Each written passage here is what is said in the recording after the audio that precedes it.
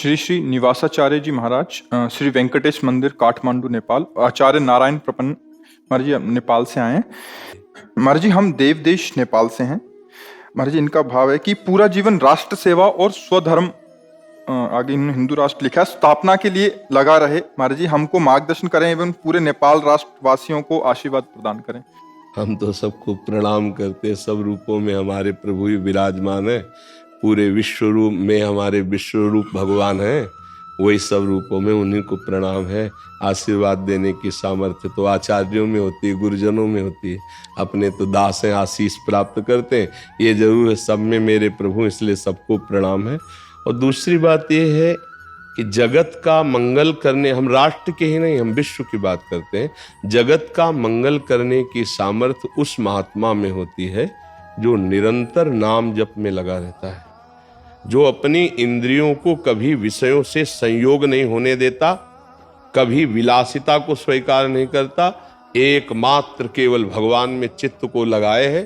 सातरति सातरति सा लोकान तारयति, वो तर जाता है और लोकों को तार देता है।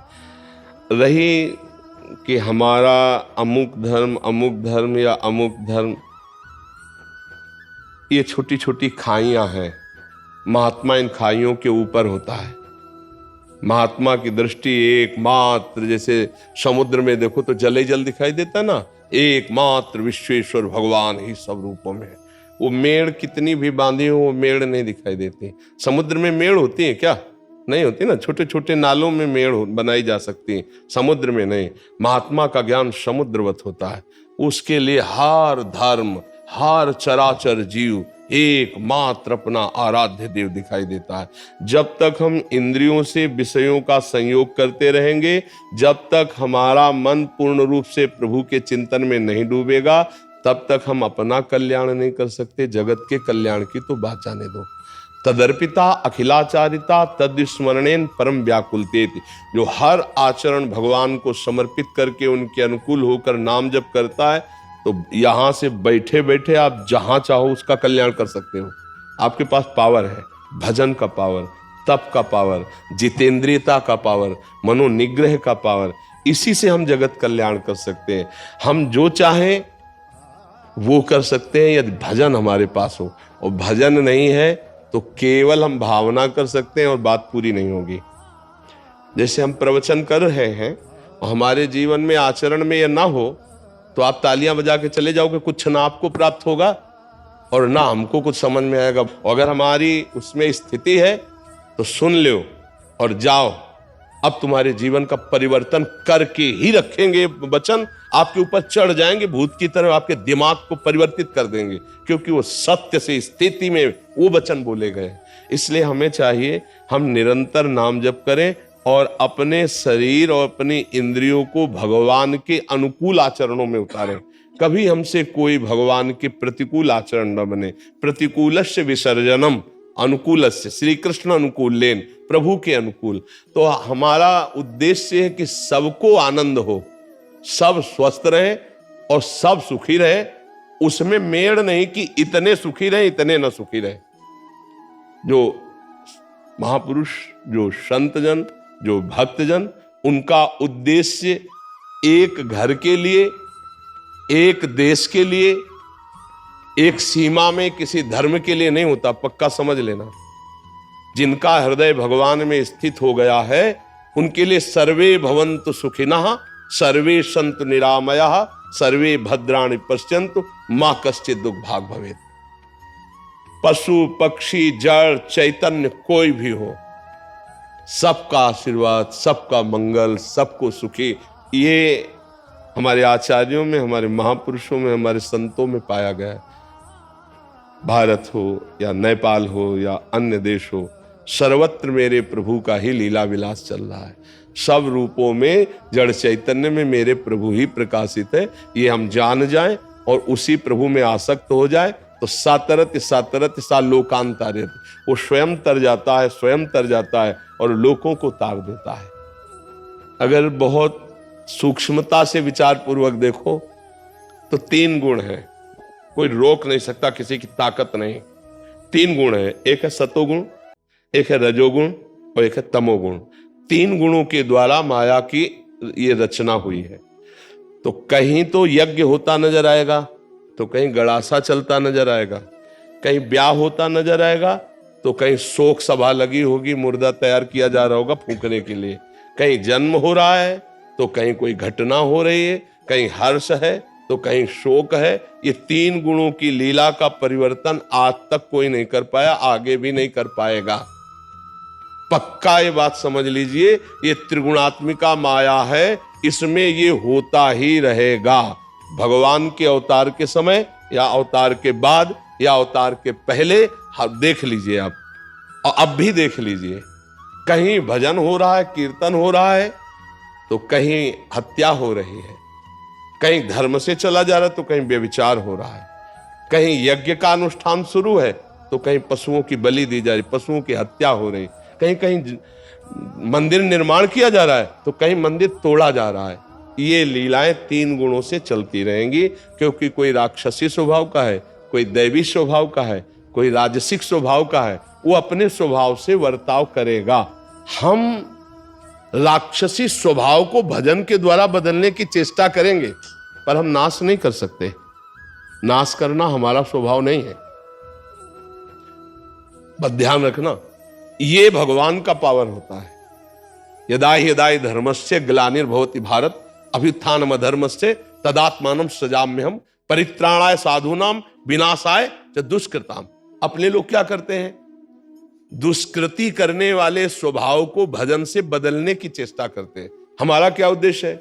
हम पिट जाएंगे और भजन के बल से तुम्हारी बुद्धि को शुद्ध करने की चेष्टा करेंगे। बस दुख होगा हमको, जब अधर्म हो रहा है उसे देखकर दुख होगा, और उसकी निवृत्ति के लिए हम अपने को कसेंगे, हम भूख प्यास सहकर भजन करेंगे और उस धर्म को पुष्ट करने की चेष्टा करेंगे। लेकिन जो अधर्म कर रहे हैं हम उनको नष्ट नहीं कर सकते, क्योंकि ये हमारी सामर्थ्य के बाहर की बात है। या आज तक किसी ने संत वेश में धारण करके नष्ट कर पाया हो तो हमें बता देना। नष्ट नहीं किया जा सकता। कभी दैत्य प्रबल होते हैं, कभी देवता भागते हैं स्वर्ग से, तो कभी देवता प्रबल होते हैं और दैत्यों को, कभी दिन आता है तो कभी रात आती, कभी रात आती तो दिन भी आती। ऐसे ही ये सृष्टि का क्रम चल रहा है। हमारा कर्तव्य क्या है? हाथ जोड़कर धर्म पूर्वक उपदेश आदि के द्वारा, भजन बल के द्वारा लोगों की मानसिकता को बदलकर भगवान की तरफ लगाना, आसुरी प्रवृत्ति से हटाकर, राजसिक प्रवृत्ति से हटाकर सात्विक प्रवृत्ति में लगाना, ये हम संतों का कार्य है। हमें दुख तो होता है, पर हम विनाश नहीं कर सकते, हम उनको गाली नहीं दे सकते, हम उनसे युद्ध नहीं कर सकते। हम प्रार्थना के द्वारा, प्रभु से प्रार्थना और भजन के द्वारा और सद्भावना के द्वारा परिवर्तन करने की चेष्टा कर सकते हैं। परिवर्तन कर दे ऐसी बात नहीं है, परिवर्तन करने की चेष्टा करते, परिवर्तन हो जाए तो मेरे प्रभु का प्रताप हो रहा है। मैं एक नहीं बताना चाह रहा था कि आपके सत्संग के प्रभाव से जो नागालैंड, मणिपुर, उधर ज्यादा मेरे जो बहुत हिंसक प्रवृत्ति के लोग थे जी, तो वो गऊ को बहुत मारते थे गुरुदेव जी, गाय को दूध नहीं देने वाली को पीटते थे, मारते थे। आज आपका सत्संग सुन के गुरुदेव उन्होंने तो बहुत बहुत आभार और प्रणाम व्यक्त किया है गुरुदेव के चरणों में जी, कि उन्होंने गाय धोते समय राधा राधा राधा। अब बिल्कुल बड़ी कृपा है। जी गुरुदेव, ये परिवर्तन आपकी जी। कृपा से हो। ये समाज की हमारे ऊपर बड़ी कृपा है। आज नौ युवक जन और ये जो नौ समाज है, ये हम पे बड़ी कृपा कर रहा है कि बात सुन रहा है और जीवन में मान रहा है। ये हमारी सामर्थ्य नहीं है, ये हमारी किशोरी जी की सामर्थ्य, राधा किशोरी की, उन्हीं का प्रताप चल रहा है, उन्हीं के प्रताप से परिवर्तन हो रहा है। परिवर्तन बस केवल भजन और प्रार्थना से किया जा सकता है।